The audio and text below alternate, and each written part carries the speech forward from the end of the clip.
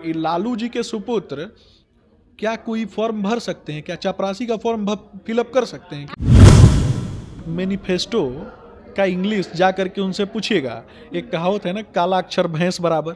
तो वो बेचारी भैंसिया का भी तो चारा खा गए पिताजी उनके, और ये काला अक्षर भैंस बराबर ये मैनिफेस्टो में लिख सकते हैं? इनको लिखना पढ़ना आता भी है क्या?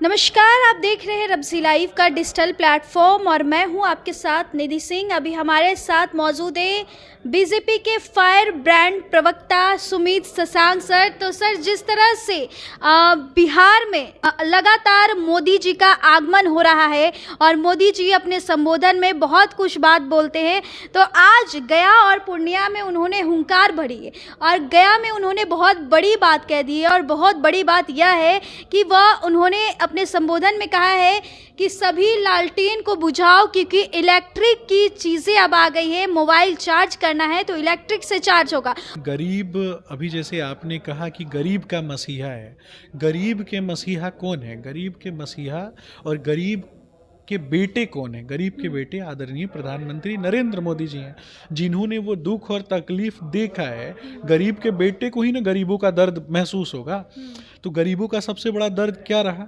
ये लालटेन युग में जिस प्रकार से लालटेन की रोशनी में और लालटेन के अंधेरे में किस प्रकार से हत्या, अपहरण, लूट और बलात्कार की घटनाएं हुआ करती थी, तो आज भी कहीं ना कहीं बिहार में गरीबी तो बहुत ज़्यादा देखी जाती है। उस गरीबी में लोग लालटेन ही यूज़ करते हैं। देखिए, मैंने तो लालटेन नहीं देखा है, और इसके पहले जब लालटेन युग जिन लोगों ने भी देखा है, वो लोग किस प्रकार से अपने ईश्वर से प्रार्थना करते थे कि इस युग से बाहर निकाला जाए, क्योंकि हत्या, अपहरण, लूट और बलात्कार की कहानी जो है वो सबसे ज़्यादा अगर गढ़ी गई तो लालटेन युग में ही गढ़ी गई, लालू राज में ही गढ़ी गई। लालू जी ने लगातार नए नए आयाम गढ़े, और वो आयाम क्या थे? कहीं ना कहीं अपराधियों को प्रश्रय देना, अपराधियों को आगे बढ़ाना। आदरणीय प्रधानमंत्री नरेंद्र मोदी जी गरीबों के कल्याण के लिए, गरीबों के उत्थान के लिए विभिन्न योजनाओं के माध्यम से उनके लिए काम कर रहे हैं। देश में 80 करोड़ से भी ज़्यादा लोगों के लिए और उनको अनाज पहुंचाने का काम किसने किया? अनाज मुहैया किसने करवाया? आदरणीय प्रधानमंत्री नरेंद्र मोदी जी ने। 34 करोड़, मैं आप पहले पूरा सुन लें फिर उसके बाद आप प्रश्न कीजिएगा। 34 करोड़ लोगों को आयुष्मान भारत योजना के माध्यम से, जब गरीब का बच्चा मर रहा है और गरीब का बेटा मरता है, गरीब की बेटी मरती है, तो उसके जीवन को बचाए रखने के लिए किसने गारंटी दी? आदरणीय प्रधानमंत्री नरेंद्र मोदी जी ने गारंटी दी ना 34 करोड़ लोगों को कि उनके परिवार में अगर कोई भी व्यक्ति बीमार होता है तो 5 लाख रुपए तक का इलाज करा सकते हैं। 34 करोड़ लोगों को डीबीटी के माध्यम से डायरेक्ट उनके खाते में पैसा जो है किसने पहुंचाया? आदरणीय प्रधानमंत्री नरेंद्र मोदी जी ने। 4 करोड़ लोगों को घरों, पक्के मकान जो हैं, और पक्के मकान किसने मुहैया करवाया? आदरणीय प्रधानमंत्री नरेंद्र मोदी जी ना।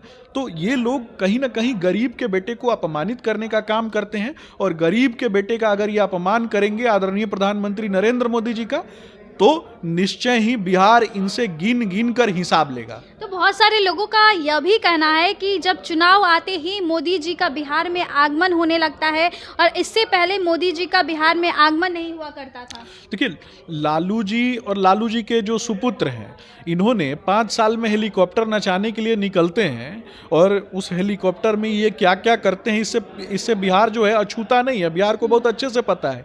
ये हेलीकॉप्टर में जन्मदिन मनाने वाले लोग, जब गरीब का बेटा गरीबों के बीच में आता है, अपने भाई बहनों के बीच में आता है, और 5 साल में तो पहली बार आदरणीय प्रधानमंत्री नरेंद्र मोदी जी आए नहीं, ये तो लगातार आते रहते हैं।